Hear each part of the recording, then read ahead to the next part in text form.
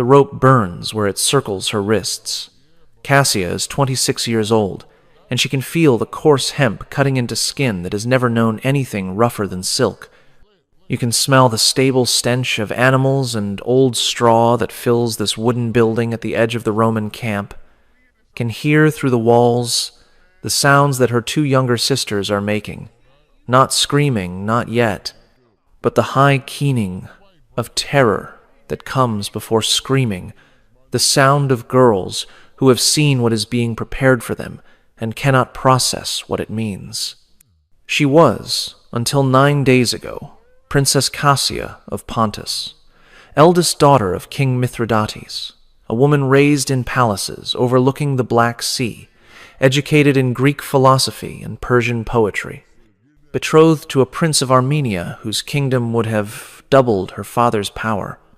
She was the jewel of her father's court, the pride of his dynasty, the future queen of an empire that would have stretched from the Caucasus to the Euphrates. Now, she kneels in stable filth, her ceremonial robes torn and stained, her hair matted with dirt and dried blood from a wound on her scalp that no one has bothered to clean. Around her, Roman soldiers move with the casual efficiency of men performing routine work, checking ropes, adjusting equipment, leading animals into position. They do not look at her. She is not a person to them. She is a component in whatever apparatus they are constructing. Through a gap in the wooden slats, she can see into the adjacent stall. Her sister Laodice, 19 years old, is bound to a post in the center of the space, her arms pulled behind her and tied so that her body is forced into an arch. Her face streaked with tears she no longer has the strength to wipe away. Her sister Nysa, 18, barely more than a child, is in the stall beyond, similarly bound, her small frame trembling so violently that Cassia can see the vibrations from 30 feet away. And in each stall, she can see what the Romans have brought: the horses. Massive cavalry stallions, war-trained, selected for size and temperament, held by handlers who know exactly what these animals will do when released toward a bound and helpless woman. She has heard of this punishment. Every kingdom that bordered Rome had heard of it, whispered about it, used it as a warning to those who considered resistance. The Romans called it many things, depending on which commander ordered it and what purpose it served. Sometimes it was spectacle, performed before armies to demonstrate the consequences of defiance. Sometimes it was private, conducted in camps and prisons where only the soldiers witnessed what occurred. But always it involved the horses. Always it involved women bound in ways that left them exposed and defenseless. Always it ended the same way. Her sisters are to be subjected to this. Laodice and Nysa, who have done nothing except be born to a king who dared to challenge Roman expansion, who built a coalition that threatened Roman control of the eastern trade routes, who won 3 battles before the 4th destroyed him and delivered his family into the hands of General Lucius Cornelius Crassus. Crassus. She memorizes the name, adds it to the mental ledger she has been keeping since capture. The names of officers, the hierarchy of command, the patterns of authority that govern this camp. Information is the only weapon available to her, and she has been gathering it with the desperation of someone who knows that knowledge might be the only thing standing between her sisters and the fate being prepared for them. A man enters the stable. He is perhaps 50 years old, wearing the armor of a senior commander, his face bearing the weathered marks of decades of campaign. His eyes move over the scene with the practiced assessment of someone inspecting equipment rather than witnessing the preparation for atrocity. This is General Crassus. She recognizes him from the surrender, from the moment when her father knelt in chains and was informed of the fates his children would suffer. The youngest first, Crassus says to the officer beside him. 18 is old enough, and her screams will help motivate the others. Nysa. They are going to start with Nysa. Cassia feels something shift inside her. The fear that has paralyzed her since capture does not disappear, but it recedes, pushed aside by something older and stronger. She has spent her entire life protecting her sisters. She taught Laodice to read when their tutors gave up on her. She held Nysa through nightmares when their mother died. She has been their shield against court politics, against the expectations of their father, against the thousand small cruelties that palace life inflicted on royal daughters. She will not stop now. General Crassus. Her voice comes out steadier than she expected, cutting through the ambient noise of the stable, drawing attention from soldiers who had been ignoring her. I would speak with you. Crassus turns, his expression shifting from dismissal to curiosity. Prisoners do not typically address their captors. Certainly not prisoners about to witness their family's destruction. The Pontic princess speaks, he says. What could you possibly have to say that would interest me? An offer, Cassia says. One that will benefit you more than watching children scream. She sees interest flicker in his eyes. Romans are pragmatic above all else. Even cruelty serves purposes for them: intimidation, entertainment, the satisfaction of soldiers who have endured hard campaigns. If she can offer something of greater value, she might be able to redirect the cruelty, to take upon herself what was meant for her sisters. What offer? Take me instead. All of it. Whatever you planned for them, do it to me.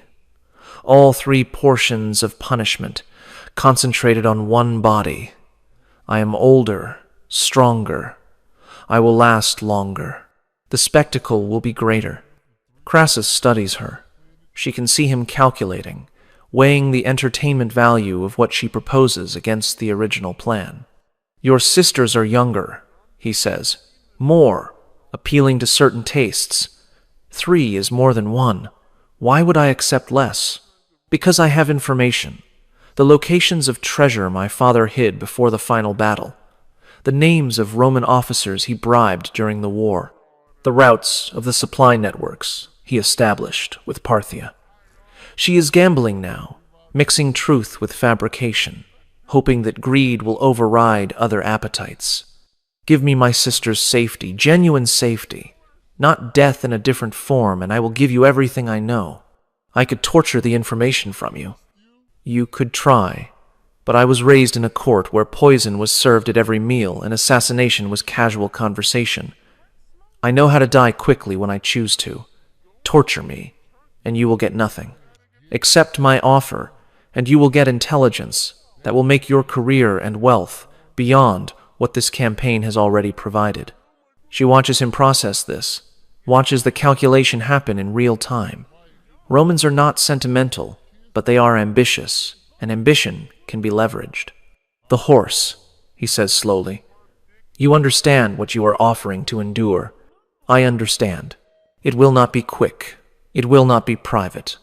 My officers have earned entertainment, and I will not deny them. I understand.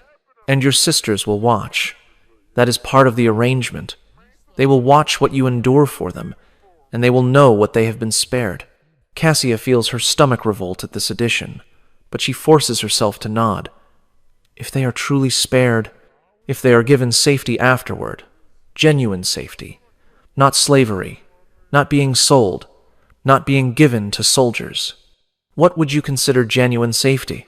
Send them to Rome, to the household of someone who will treat them as guests rather than slaves. Let them live out their lives in comfort, even if it is comfort in exile. This is what I am buying with what you are about to do to me. Crassus is silent for a long moment. Then he smiles, and the smile is worse than anything she has seen from him so far. You love them, he says. Truly love them. That is rare in royal families. Most would sell their siblings for an extra hour of comfort. My sisters are the only family I have left. My brothers were killed in battle. My father will be executed after the triumph. My mother died years ago. Laodice and Nysa are everything. Then we have a bargain. He turns to the officer beside him. Release the younger 2 from their preparations. Bring them here to witness, and prepare the eldest for extended use. The words land with physical weight. Extended use. She knows what that means.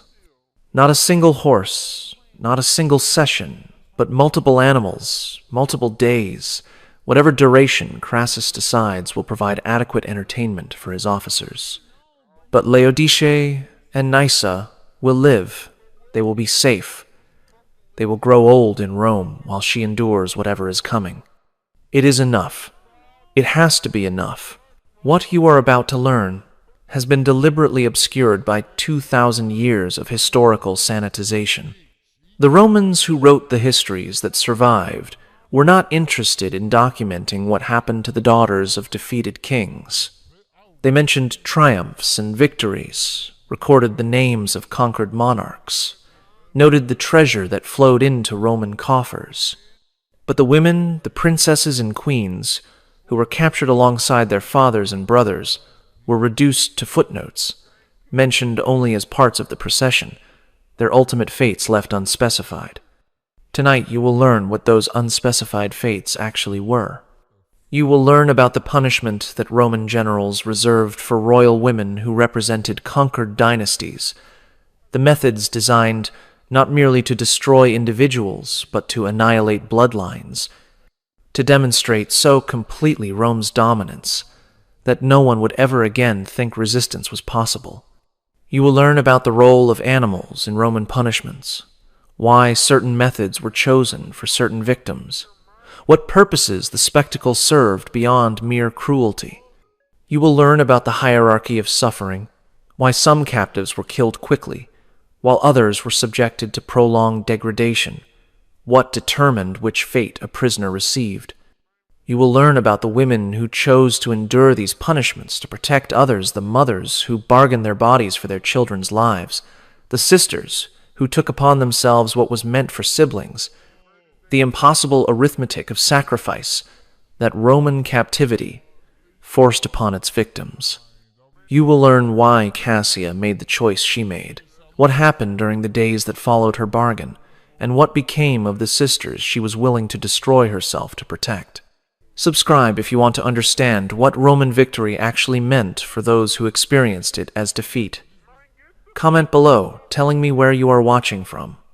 Because Cassia is about to be prepared for what she agreed to endure, and I am going to tell you exactly what that preparation involved. But before I describe what happened to her in that Roman camp, I need to take you back. I need to explain why this punishment existed, what function it served in Roman military culture, and why generals like Crassus believed it was not merely acceptable but necessary. Because you cannot understand what Cassia endured without understanding the system that made her suffering useful. The Roman punishment involving horses was not random sadism. It was calculated terror, designed to serve specific military and political purposes. Rome's eastern conquests had created a problem. The kingdoms of Asia Minor, Pontus, Bithynia, Cappadocia, Armenia were not like the tribal societies Rome had conquered in Gaul and Hispania. They were sophisticated civilizations with long histories, established dynasties, populations that remembered independence and resented subjugation. Conquering these kingdoms was relatively straightforward. Keeping them conquered was far more difficult. The solution that Roman commanders developed was spectacular violence, not merely defeating enemies, but annihilating them so completely that resistance became psychologically impossible. This meant destroying not just armies, but symbols, burning temples, melting down sacred objects, and most importantly, degrading royal families in ways that strip them of any remaining dignity or claim to leadership. Royal women were particularly important targets because of what they represented. In the ancient world, dynasty continued through women as much as men. A captive queen might be ransomed and bear sons who would claim their grandfather's throne. A captive princess might be married to a rival king who would use her bloodline to legitimize his own claims. Even as prisoners, royal women remained potential threats to Roman control.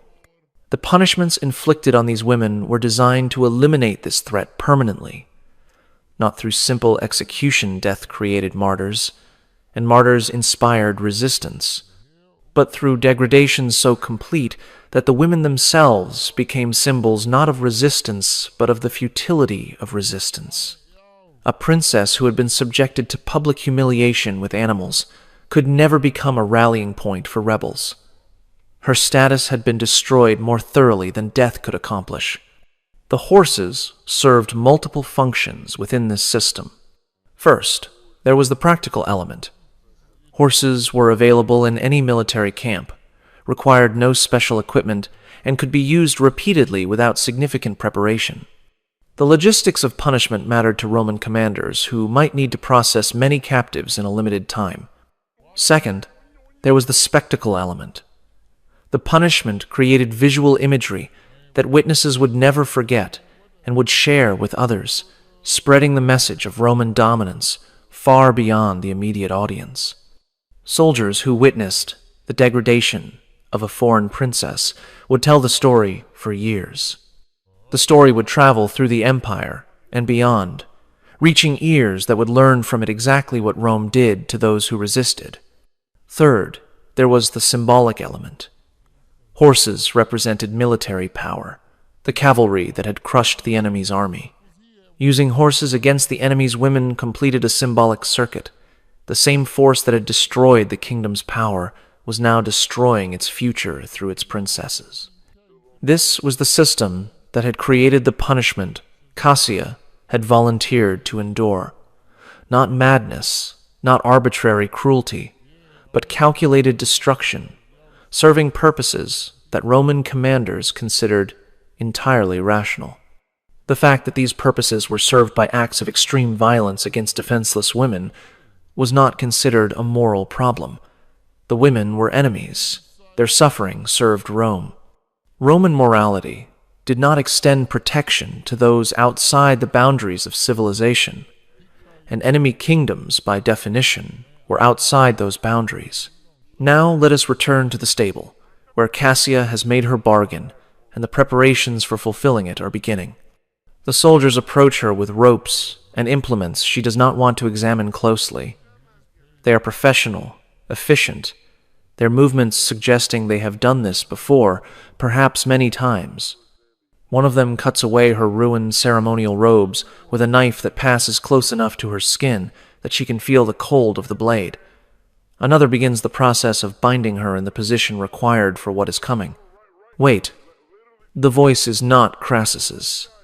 Cassia turns her head and sees a younger officer, perhaps 30, wearing the insignia of a tribune.